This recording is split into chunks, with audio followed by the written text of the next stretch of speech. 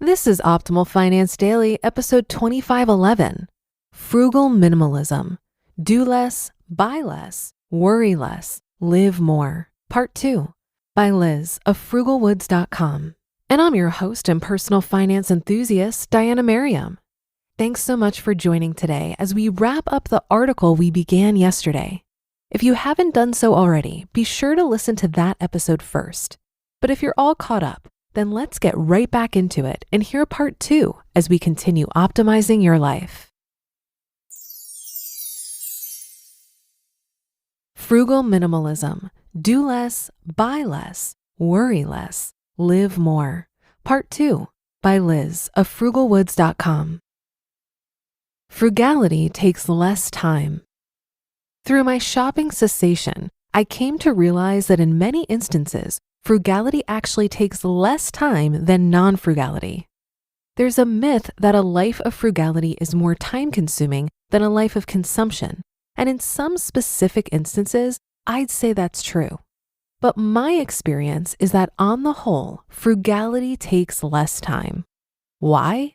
Because there's so much less to do and to worry about and less to militate against. Much of my frugality pertains to simplicity and how I can streamline my life in order to make it more efficient.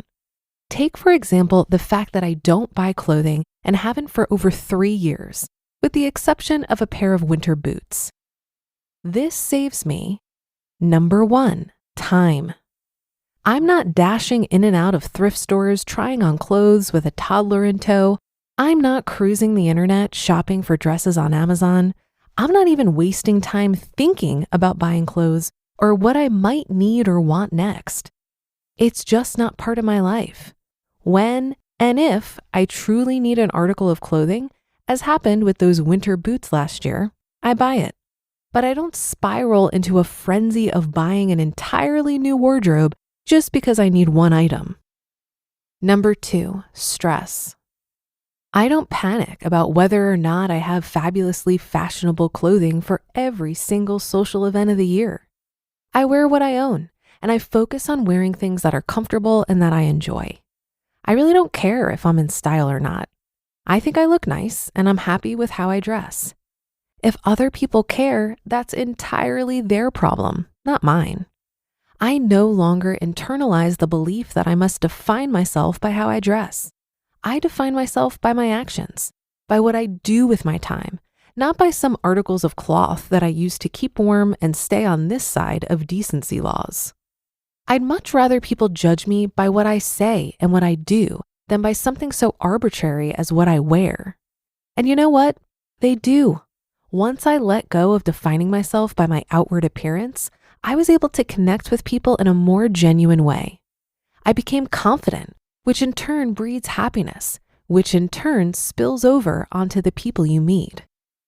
And number 3, money. This is the obvious one, and it was the reason I stopped buying clothes in the first place.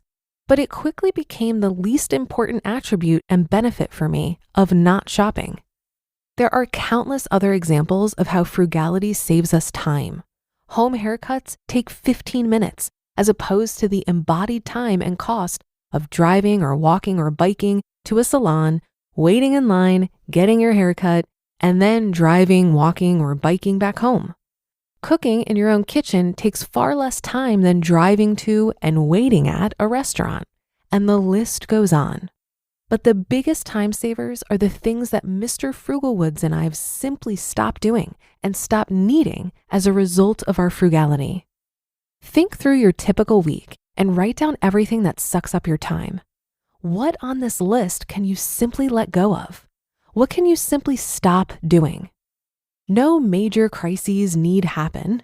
No transformative seismic shifts, just the simple acceptance that you no longer need to do it. Anything that felt like a hassle and that didn't bring us fulfillment, we let go of. Simplification and ongoing effort.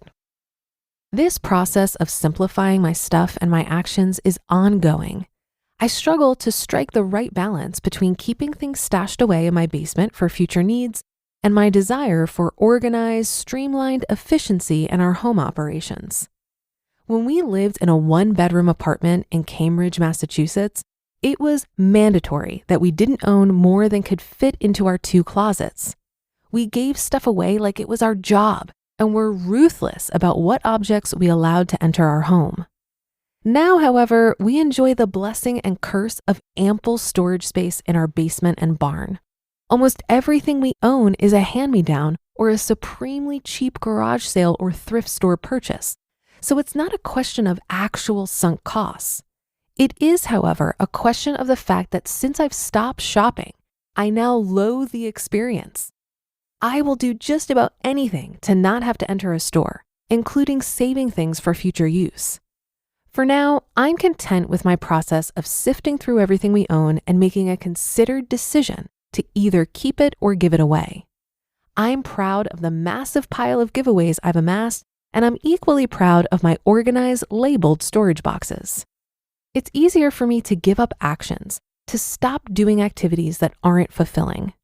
I find liberation and freedom every time I identify some worthless use of my time that I can cease. The temptation to employ efficient use of my time is a powerful motivator for me, and the fact that stopping these activities usually saves me money is a tertiary benefit. The most precious resource of all is our time. It's what allows us to create a life we enjoy, build healthy bodies, experience our families, pursue our passions, and figure out the impact we want to have on our world. I refuse to fritter away my time or my money on anything that doesn't facilitate an authentic, well-lived life. You just listened to part 2 of the post titled Frugal Minimalism, Do Less, Buy Less, Worry Less, Live More by Liz of Frugalwoods.com. Labor strikes, climate change, your beat up office printer. What do they all have in common? Come on, it's about the money. Economics is everywhere and everything, fueling our lives, even where we least expect it. If you're a fan of Optimal Finance Daily and are curious to learn something new and exciting about economics every week, I recommend you listen to the Planet Money podcast from NPR. Planet Money is a different kind of world where the complex economy actually makes sense. Listeners can learn, laugh, and be entertained. And in addition, I find it to be really educational. Money can be confusing, and Planet Money is great at providing straightforward explanations for how money is really moving in ways we're usually kept in the dark about. The Planet Money team lives to tell a good story in around 30 minutes. It's econ for the rest of us. Tune in to Planet Money every week for entertaining stories and insights about how money shapes our world, stories that can't be found anywhere else. Listen now to Planet Money from NPR, wherever you get your podcasts. This article reminded me that minimalism is about so much more than saving money. Cutting back on complexity helps keep us focused on the things that really matter, and it's a great way to fight decision fatigue.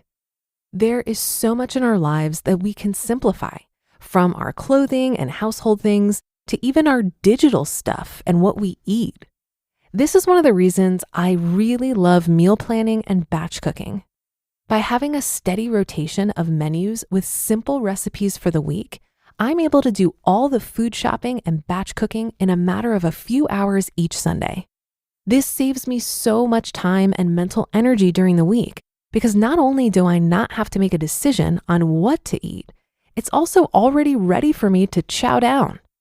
I do notice that every now and then I'll get bored with a meal, but I've worked around this by making slight adjustments. So for example, I make a kale salad very regularly and it's something we rarely tire of.